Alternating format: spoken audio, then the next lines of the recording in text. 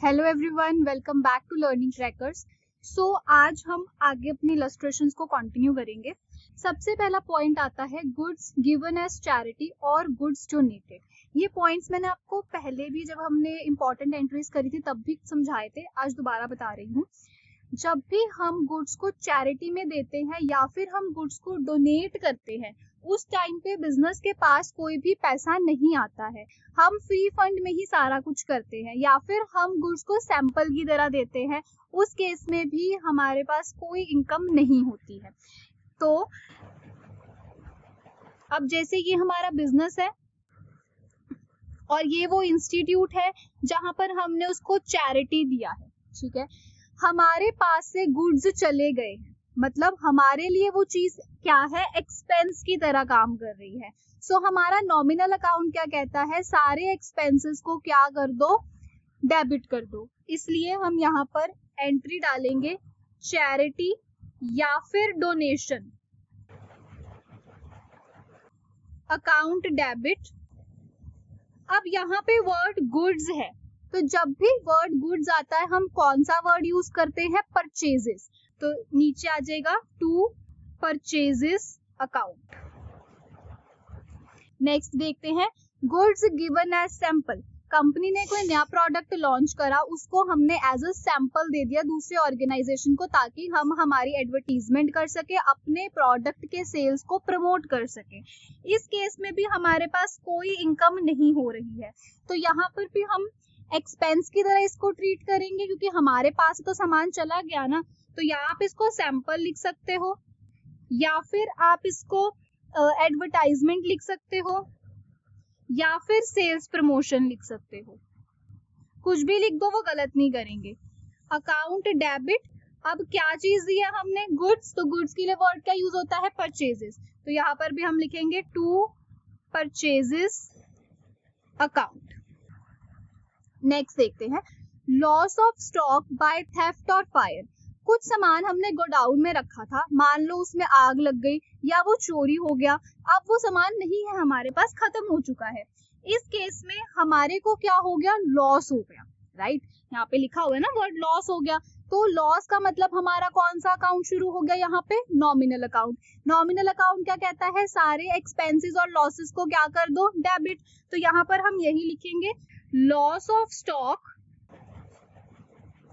अगर क्वेश्चन में थेफ्ट दिया है तो बाय थेफ्ट लिखोगे, अगर क्वेश्चन में फायर दिया है तो बाय फायर अकाउंट लिखोगे। डेबिट, अब क्या चीज खराब हुई है या चोरी हुई है, गुड्स, स्टॉक, तो नीचे क्या आएगा, purchases, to purchases account. I hope आपको ये चीज समझ आई होगी।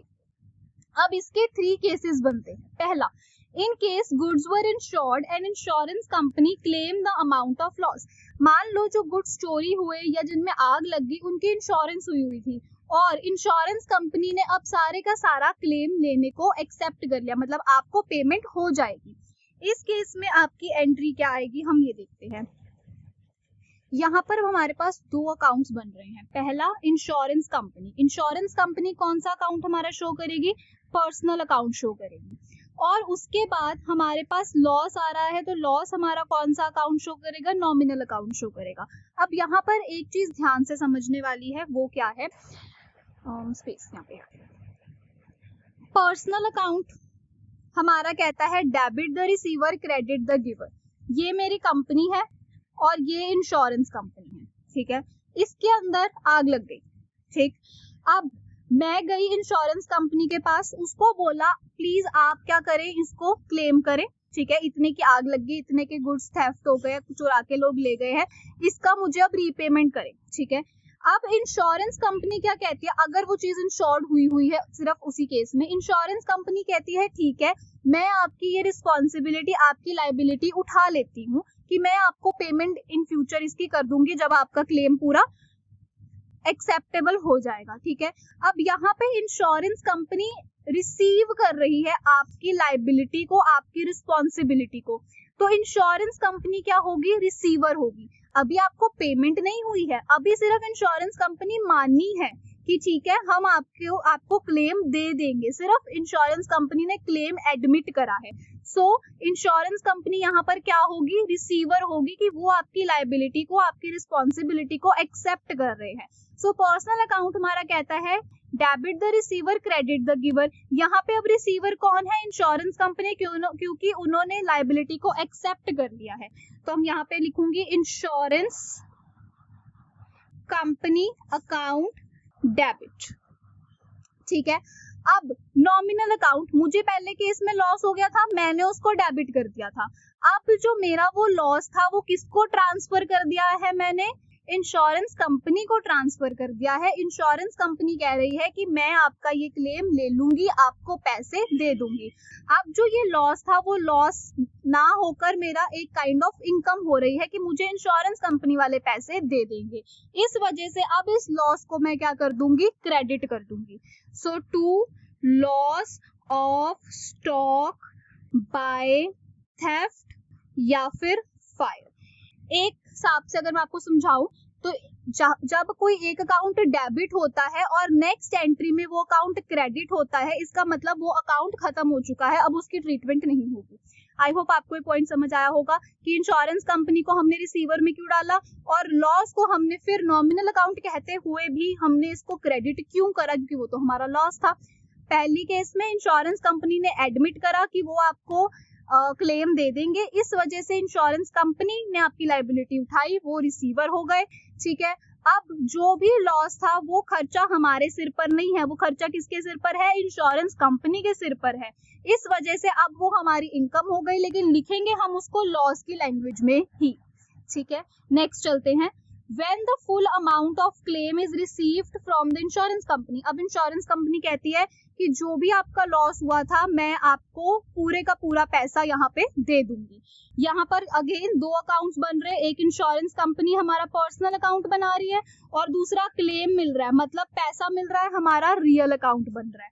सो रियल अकाउंट क्या कहता है, debit what comes in, credit what goes out. अब इधर देखो, ये मेरी कंपनी, ये इंश्योरेंस कंपनी, उसने क्लेम मान लिया।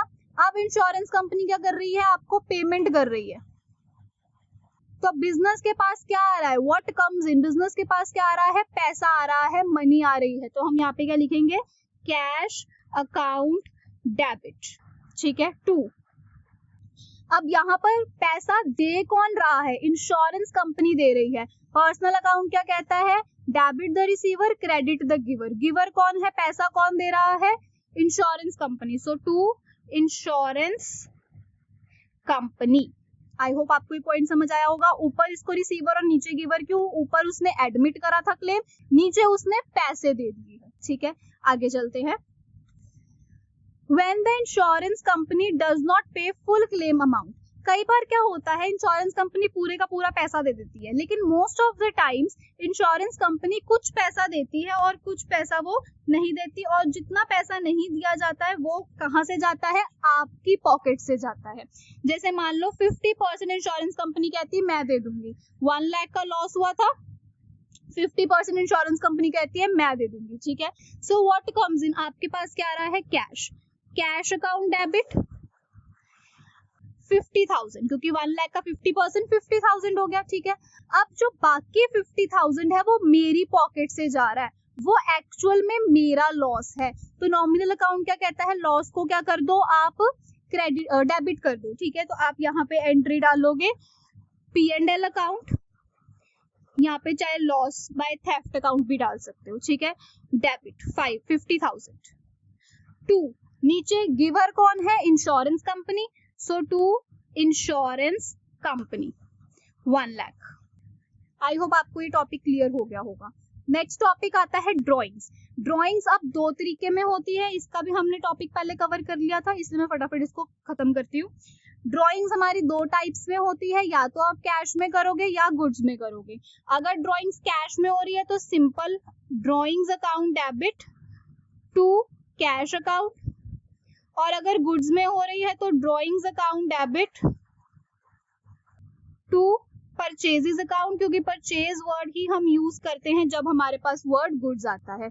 ये एंट्री कैसे आती है ये मैंने आपको इंट्रोडक्शन पार्ट में कराया था, अगर आपने नहीं देखा है तो पहले आप जाके वो देख सकते हो।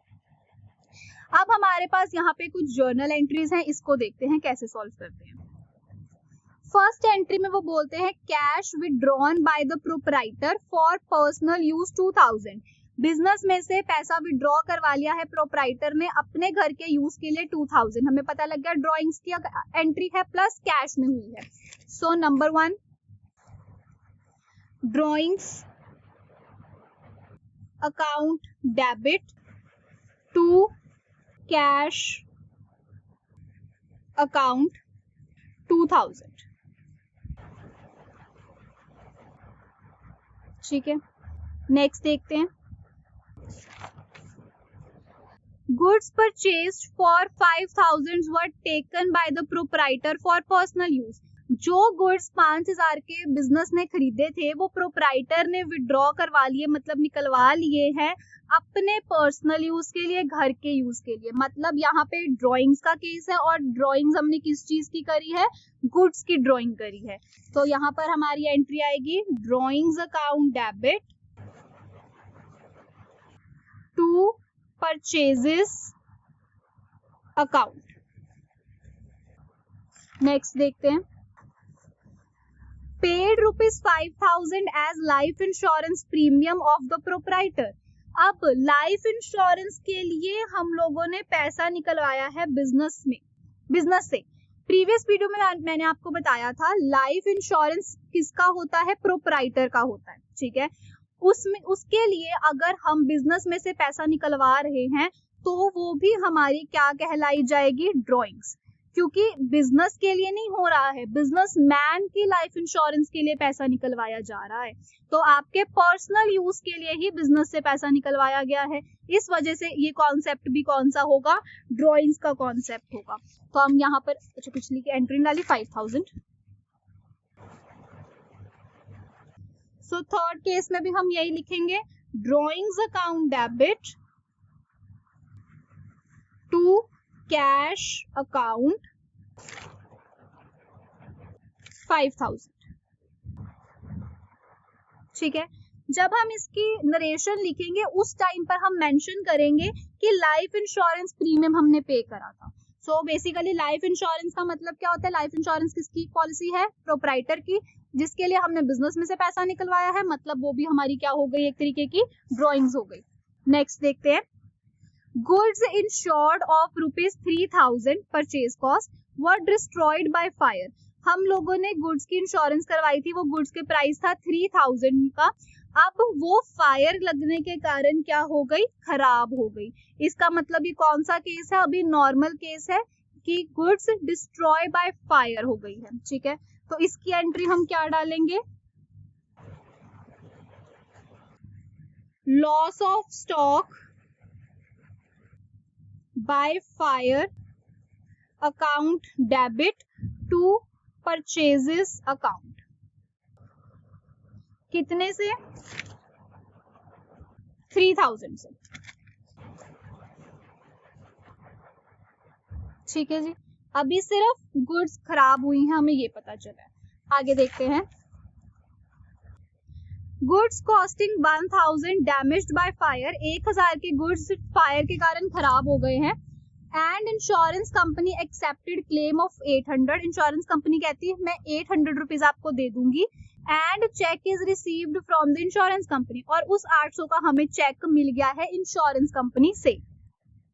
अब इसके अंदर हमारी 3 जर्नल एंट्रीज जाएंगी। सबसे पहली जर्नल एंट्री होगी जब हमें पता चला कि गुड्स खराब हो गए हैं फायर के कारण। तो उसकी जर्नल एंट्री क्या होगी, loss of stock by fire account debit to purchases account. कितने से, 1000 से। ठीक है, इसी के केस में अब वो कहते हैं इंश्योरेंस कंपनी ने 800 का क्लेम एडमिट कर लिया है। ठीक है, वो मान गए हैं कि हम आपको 800 रुपया दे देंगे। सबसे पहले मानने की एंट्री जाएगी, वो क्या होगी, insurance company account debit to loss of stock by fire account. कितने से, 800 से। ठीक है, अब थर्ड केस में उन्होंने चेक आपको दे दिया है।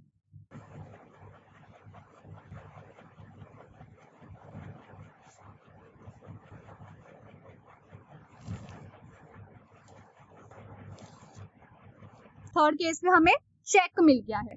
सो व्हाट कम्स इन, आपके पास क्या है, cheque. So bank account debit, कितने का चेक, 800 का।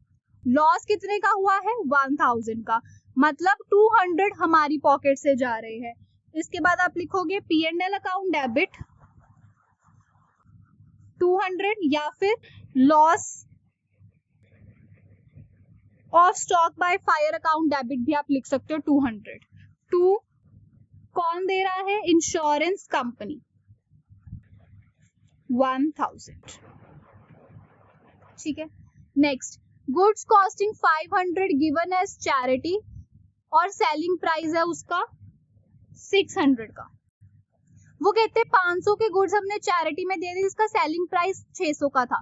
अब यहाँ पर हम 500 से अमाउंट डालेंगे, 600 से नहीं डालेंगे, क्योंकि सेलिंग प्राइस वो प्राइस होता है जिसपे हम गुड्स को सेल कर रहे हैं, लेकिन यहाँ पे हमने गुड्स को चैरिटी में दिया है, सेल तो हमने कुछ करा ही नहीं है, इस वजह से 500 से एंट्री आएगी।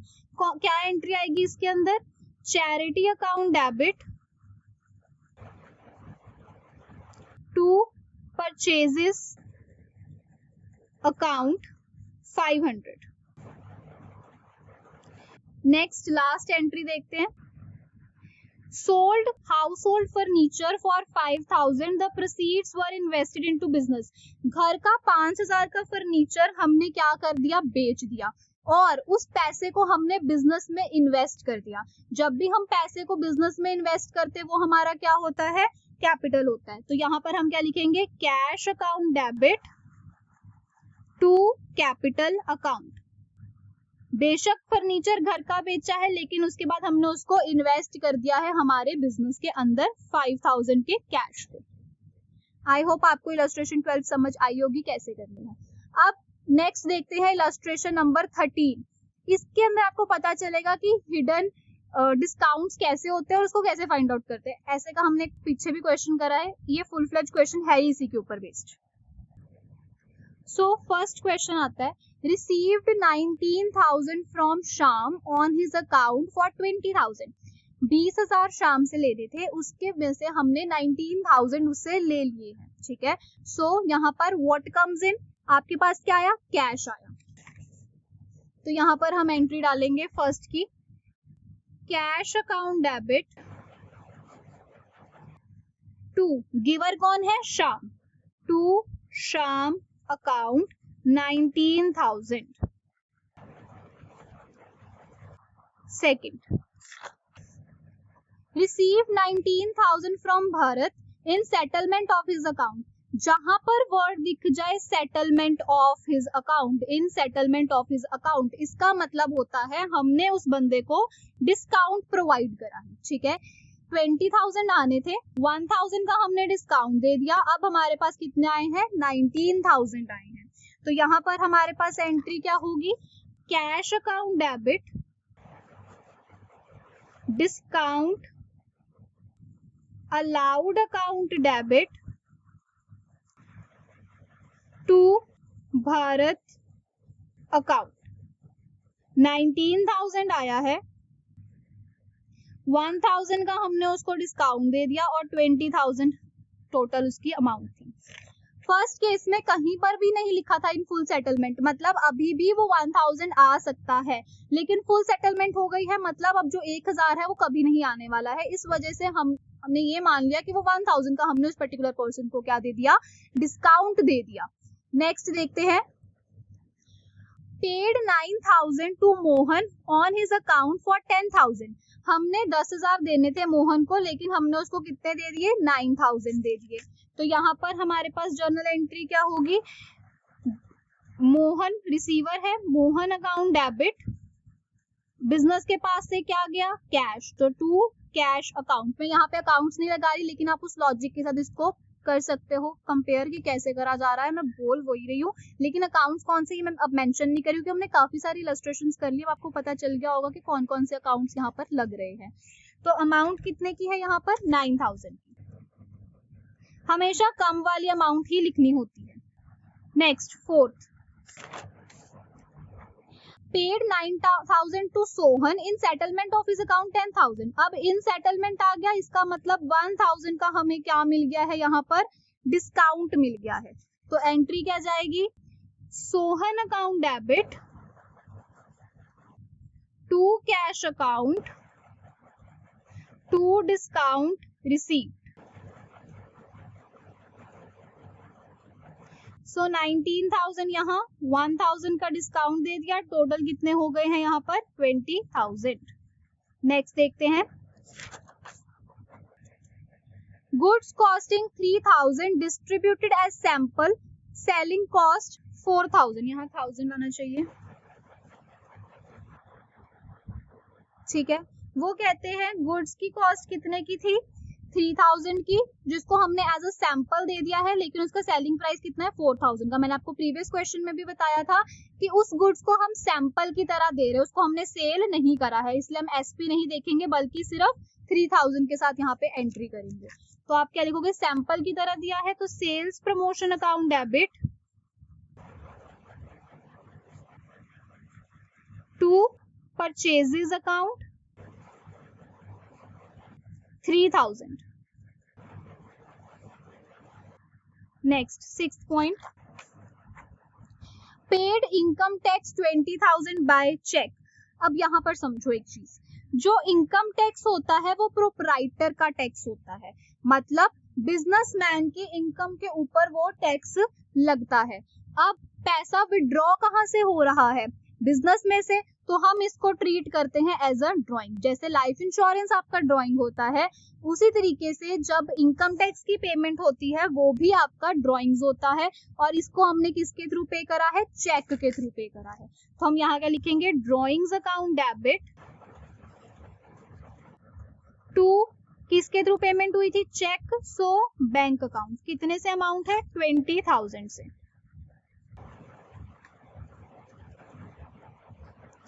Next 7th point, paid life insurance premium 5,000 by cheque. Again life insurance है तो आपका एक कौन सा कॉन्सेप्ट होगा, ड्राइंग्स का। बैंक से चेक से पेमेंट हुई है तो drawings account debit to bank account, amount कितने की थी 5,000, ठीक है। आई होप आपको ये चीज समझ आई होगी। नेक्स्ट देखते हैं,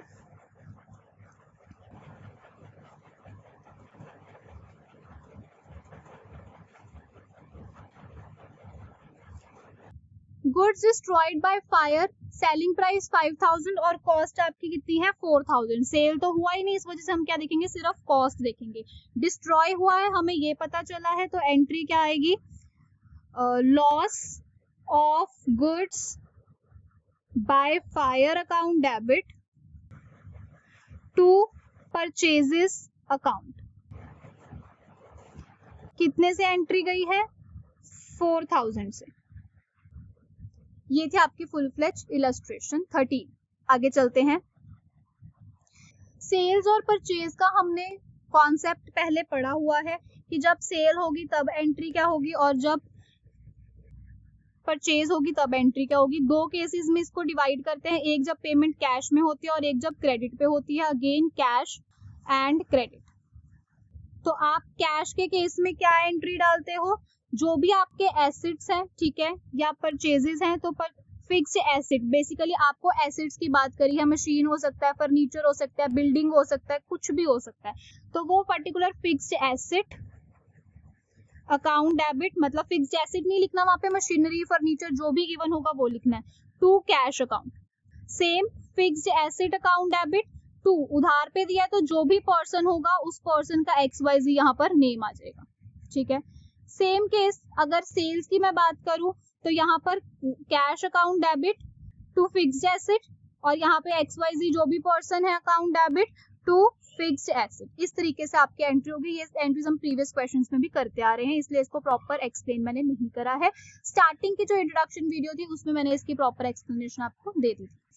आगे आते हैं, expenditure on installation of machinery and on construction of building. कोई भी हमारा खर्चा हो रहा है जब हमने बिल्डिंग को इंस्टॉल करा या मशीन को इंस्टॉल करा या बिल्डिंग को कंस्ट्रक्ट करा, उस टाइप में एंट्री क्या होंगी ये देखते हैं। अब वो हमारा क्या होगा, खर्चा। नॉमिनल अकाउंट कहते हैं जो भी आपके एक्सपेंसेस हैं उसको आप कर दो अपना डेबिट, और जिस भी मोड में पेमेंट हुई है उसको आप यहाँ पे कर दो क्रेडिट। इस तरीके से आपकी इसकी जर्नल एंट्री हो जाएगी। अब आगे देखते हैं हमारा एक क्वेश्चन 14। हाँ जी, सो फर्स्ट क्वेश्चन आता है purchased building and issued cheque. हमने बिल्डिंग खरीदी और उसके बदले में हमने चेक दे दिया 15 लाख का। तो अब यहाँ पे सिंपल परचेज का क्वेश्चन है। मई 1 बिल्डिंग अकाउंट डेबिट, पेमेंट किसके थ्रू हुई है, चेक के थ्रू। तो यहाँ पे नीचे क्या आएगा, टू बैंक अकाउंट 15 लाख।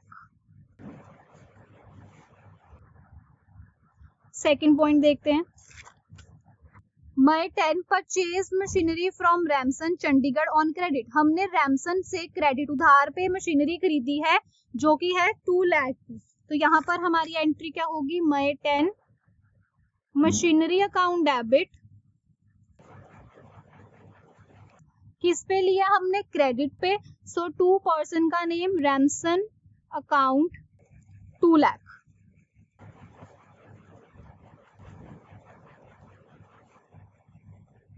आगे चलते हैं, May 15 bought furniture from Hind traders Delhi for cash. हमने फर्नीचर खरीदा है हिंद ट्रेडर से जो दिल्ली का रहने वाला है, कैश पे 10,000 का।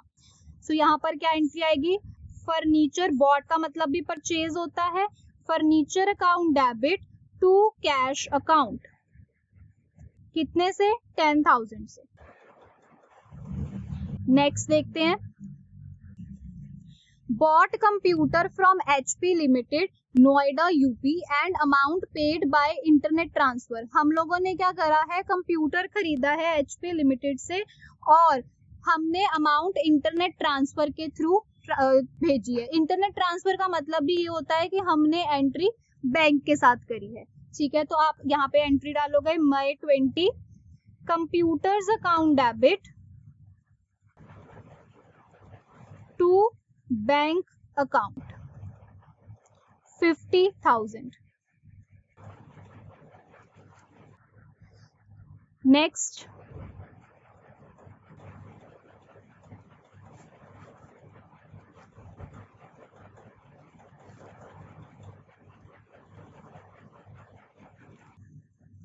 Paid in cash for installation of machinery. हमने मशीनरी इंस्टॉल करवाई है, उसके बदले में हमने कैश पेमेंट करी है।